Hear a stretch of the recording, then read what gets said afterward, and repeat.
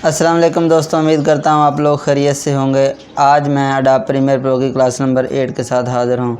दोस्तों आज की वीडियो में मैं आप लोगों को मास्किंग समझाऊंगा और मास्किंग के ज़रिए बैकग्राउंड रिमूव करने का तरीका बताऊंगा। दोस्तों आज की वीडियो उन लोगों के लिए है जो वीडियो ट्यूटोरियल बनाने का शौक़ रखते हैं मगर उनके पास अच्छी ग्रीन स्क्रीन या कोई अच्छा बैकग्राउंड बनाने के लिए रिसोर्सेज नहीं हैं। तो मैं हूं मोहम्मद फ़ारूक, आप MFM यूनिवर्सल चैनल देख रहे हैं। तो जब तक हम कंप्यूटर की स्क्रीन पर जाते हैं, वीडियो को लाइक कर दें।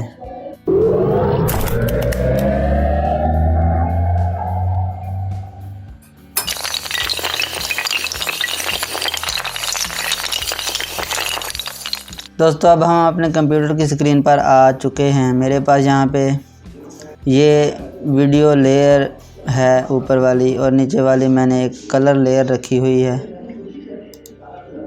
जो कि बैकग्राउंड मुझे ये अच्छा लगा।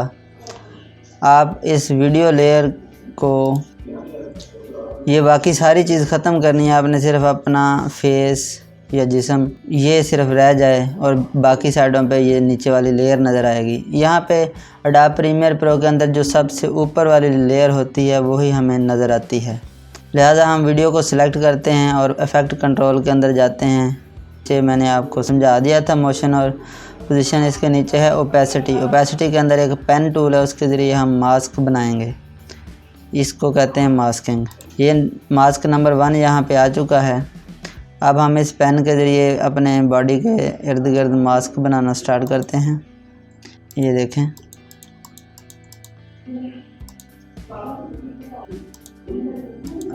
दोस्तों ये मास्किंग जब हम बना लेंगे, अगर कोई गलत पॉइंट लग जाए तो Ctrl Z से आप इसको बैक कर सकते हैं।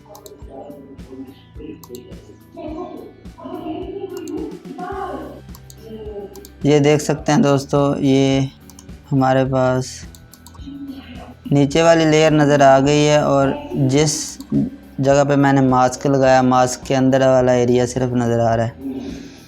अब मास्किंग की कुछ सेटिंग है वो मैं आपको समझा देता हूँ। यहाँ पे आप इसको शुरू में ले आएँ और आपको अब frame by frame mask change करना पड़ेगा, क्योंकि ये वीडियो है। कभी चेहरे का रुख किसी तरफ और होता है, कभी चेहरे का रुख किसी और तरफ होता है।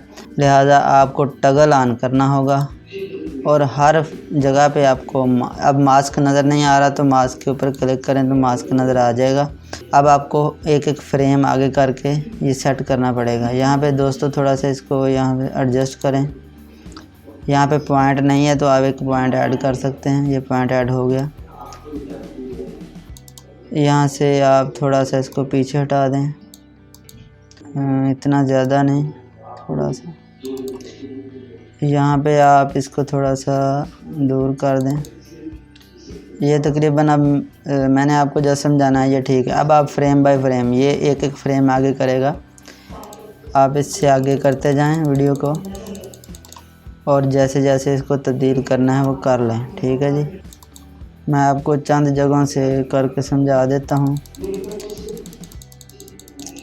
आप इसको आगे आगे करेंगे, जैसे जैसे वीडियो मूव होती जाएगी आप इसको थोड़ा थोड़ा चेंज कर लेंगे।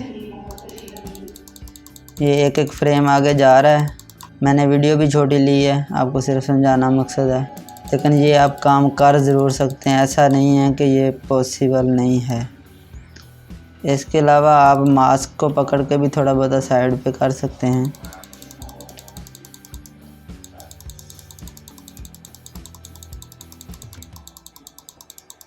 दोस्तों ये अब मैं एक एक फ्रेम आगे करके सेट कर रहा हूँ। अब मैं इसको थोड़ा आगे ले जाता हूँ। आप मास्क को भी इस तरह पकड़ के एडजस्ट कर सकते हैं, फिर फ्रेम आगे करें, फिर मास्क को पकड़ कर एडजस्ट करें। इसके अलावा यहाँ पे ऑटो ट्रैकिंग भी होता है। ये आप बटन अगर प्रेस कर देंगे तो ये मास्किंग ख़ुद ब खुद ट्रैक होना शुरू हो जाएगी एक एक फ्रेम के ऊपर।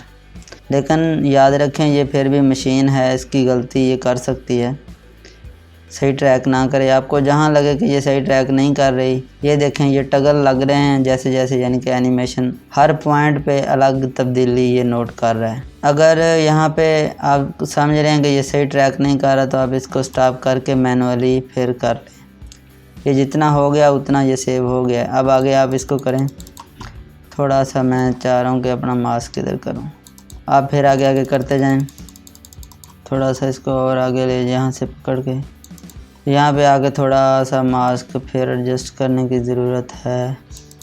दोस्तों आपको समझाना मकसद है, ठीक है, मैं ये समझ रहा हूँ कि आगे जो भी है ठीक है। अब आप इस तरह ये सारा mask frame by frame set करने के बाद मास्किंग की थोड़ी सी सेटिंग है, आप इसका फेदर थोड़ा सा बढ़ा देंगे। मतलब ये होता है कि ये स्मूथली मर्ज होता है इसके ज़रिए, और इसको ज़रिए आप इसकी -5 कर दें।